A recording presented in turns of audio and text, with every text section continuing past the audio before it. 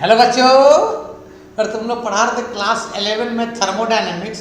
और थर्मोडायनेमिक्स में आज बहुत इम्पोर्टेंट फार्मूला को प्रूव करेंगे, Cp minus Cv is equal to R, जो बहुत इंपॉर्टेंट एग्जाम में आएगा। ठीक बेटा, जो हेडिंग दो है ना, बहुत इंपॉर्टेंट बेटा, कि to prove that Cp minus Cv is equal to R, ये प्रूव करने एग्जाम में आता है। बहुत इंपॉर्टेंट क्वेश्चन है ये। ठीक बेटा, याद रखना बेटा, Cp का मतलब क्या होता है बताए थे। Cp का मतलब होता है मोलर हीट कैपेसिटी।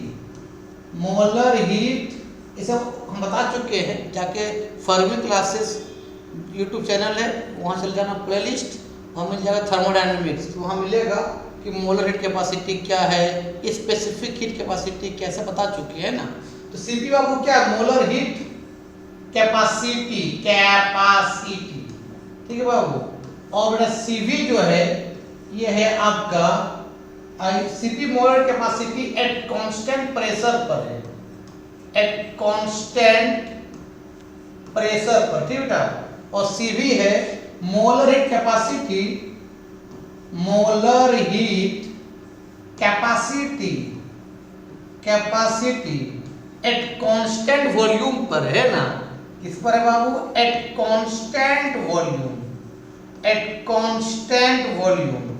वॉल्यूम क्या रहेगा बाबू, कांस्टेंट रहेगा। ठीक है, और बाबू R जो है ये आपका यूनिवर्सल गैस कांस्टेंट है।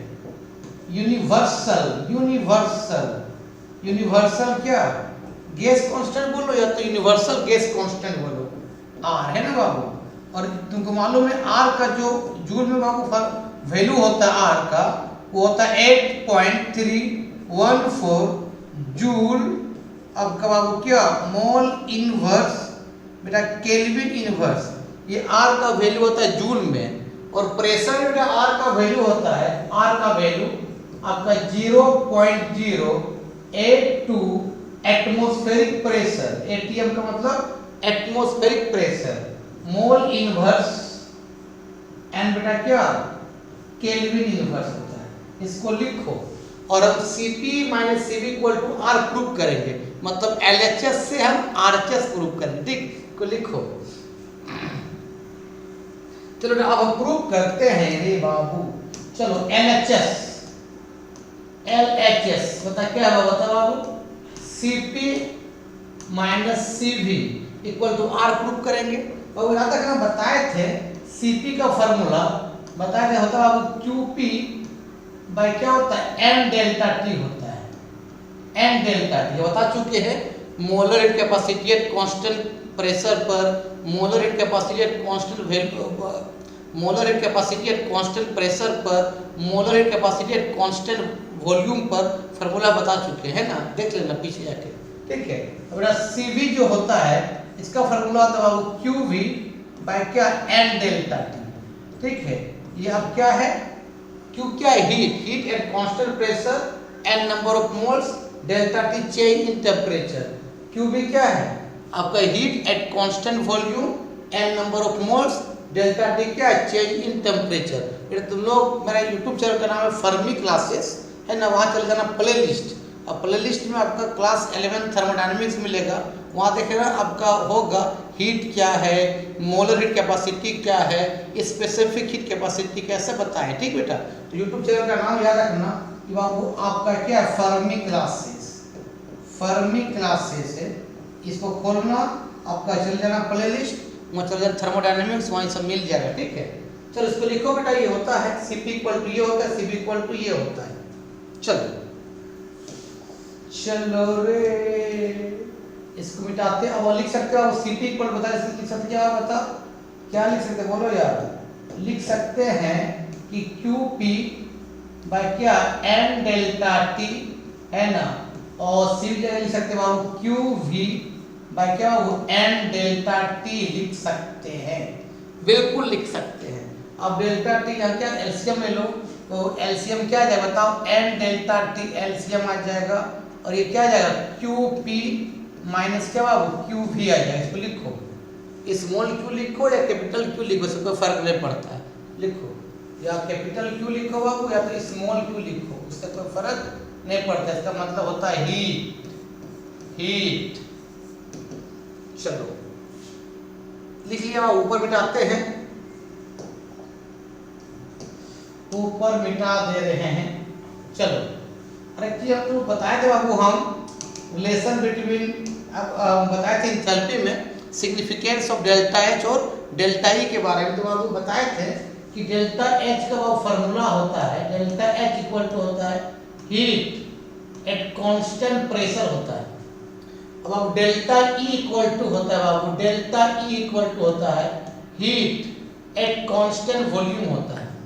तो हम बाबू हीट एट कांस्टेंट प्रेशर पर डेल्टा एच लिख सकते हैं और हीट एट कांस्टेंट वॉल्यूम पर डेल्टा ई लिख सकते हैं। लिखो बाबू यहाँ पर, तो यहाँ पर लिख सकते हैं क्या, बताओ बाबू, डेल्टा एच माइनस क्या हो जाएगा, हीट एट कांस्टेंट वॉल्यूम क्या हो जाएगा, डेल्टा ई इक्वल टू पता क्या हो जाएगा, एन डेल्टा टी।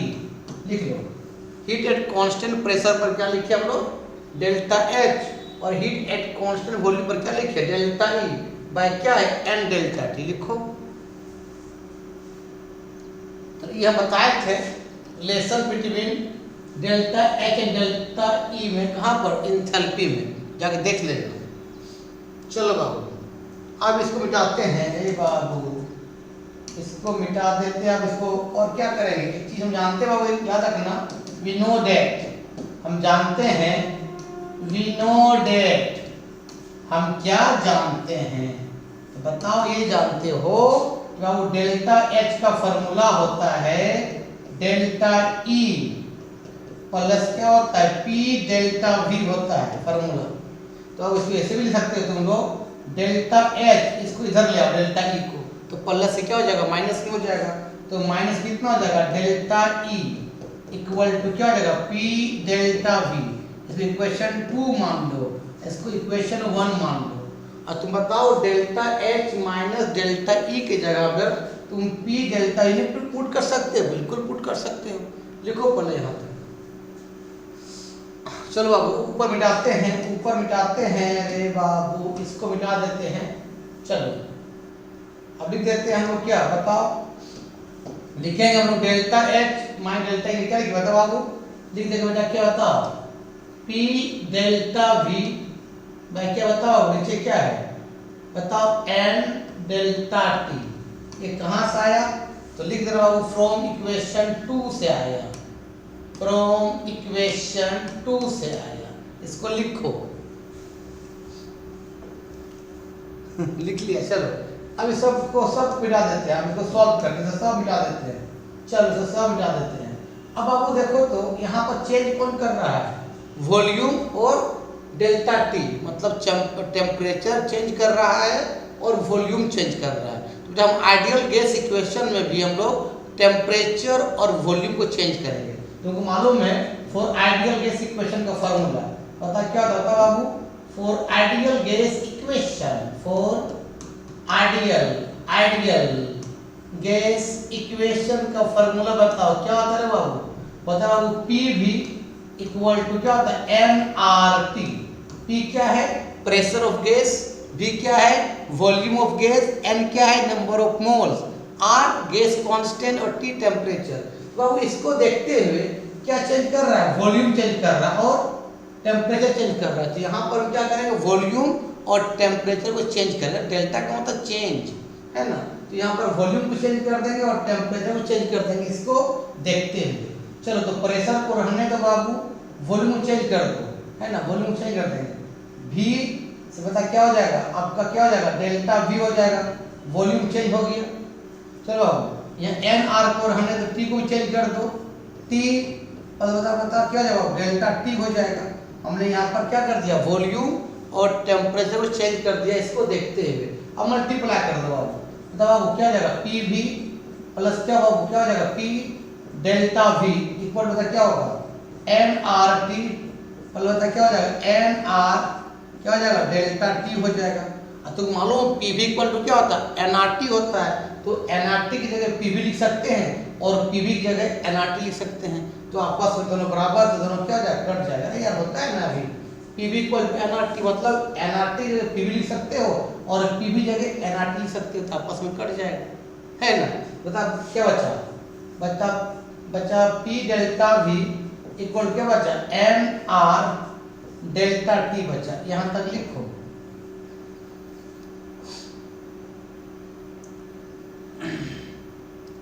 अब देखो अब यहां लिख देते हैं, अब इसको एन डेल्टा टी उधर ले जाओ, बता क्या आ जाएगा बाबू P डेल्टा V इक्वल बता क्या आ जाएगा n delta T equal to R, तो आ गया।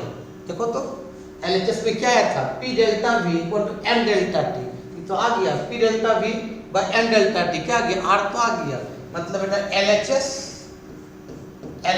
इक्वल टू आरएचएस प्रूव हो गया, ये हमको प्रूव करना था, है ना, बहुत इंपॉर्टेंट, इसको लिख लो। चलो बाबू, तो आज का वीडियो यही समाप्त करते हैं। नेक्स्ट वीडियो बात करेंगे तुम लोग को स्टैंडर्ड एंथैल्पी ऑफ फॉर्मेशन बात करेंगे, उसके बाद हेयर्स लॉ के बारे में बात करेंगे। वीडियो अच्छा लगता है देखो और दोस्तों को फॉरवर्ड करो। तब तक के लिए बाय बाय।